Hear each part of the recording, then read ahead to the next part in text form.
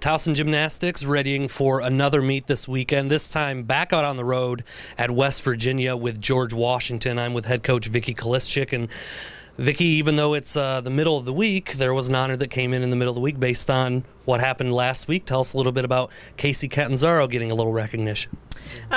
Casey won ECAC Gymnast of the Week this week, which we nominated her for, and the awards committee votes on the top gymnast based on whatever criteria they want, kind of thing. So she won the honor of ECAC Gymnast of the Week for her performance. Her performance on Saturday, winning 3 of the individual events and then being the all-around winner of the event too. I'm sure you've had the chance to go back and look at several times at what she did on Saturday. Was it? I guess what's that process like when you know a gymnast has a really good meet, but at the same time you're looking for, I'm sure, ways to help her improve even more. Well, absolutely. I mean, she didn't win all 4, right? So, right. There's definitely she had a little mistake on floor, and she came back in today to work on fixing that. We go through some video footage and show some of their mistakes and stuff like that. And Casey's just getting used to competing in the all around again, and she's been out because of some injuries as far as competing in the all around the last couple years. So it's going to take her a little bit to get completely comfortable and do 4 events every weekend, and have the stamina to get through it. The event this weekend, as we mentioned, you'll be at West Virginia taking on the Mountaineers and George Washington. Tell us a little bit about the competition you'll be facing this weekend. Both are very strong teams. Both are in the Eagle Conference, and we see George Washington a couple times. This is the first time in a few years that we get to see West Virginia, so we're really excited about that.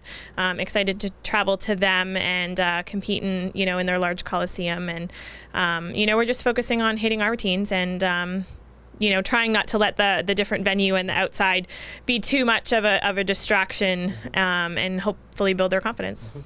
Your performance last weekend with the 193 overall score gets you closer, I should say, to almost the top 25 ranking. I noticed West Virginia was ranked 25th right now, but that process isn't necessarily like you might find in other sports. Tell us a little bit about how you maybe get ranked nationally in gymnastics. Right. Well, right now it's based on average. So those teams that have only had 1 meet, that's their score. West Virginia's had 2. West Virginia might have 3 actually, and we have 2. So once we get to 6 meets, then it goes to what's called our regional qualifying score, and that is the top 3 away scores. The next top 3 scores, home or away, you throw out the high and average the rest, and that's your regional qualifying score, and that's how you end up being ranked by the end of the year, and then the top 36 teams there go on to postseason.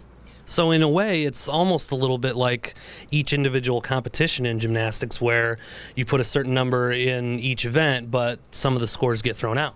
Absolutely. That's where the wins and losses kind of isn't as important as in our ranking purposes goes, because, we could technically lose to a team but get a higher score than being somewhere else and winning that meet.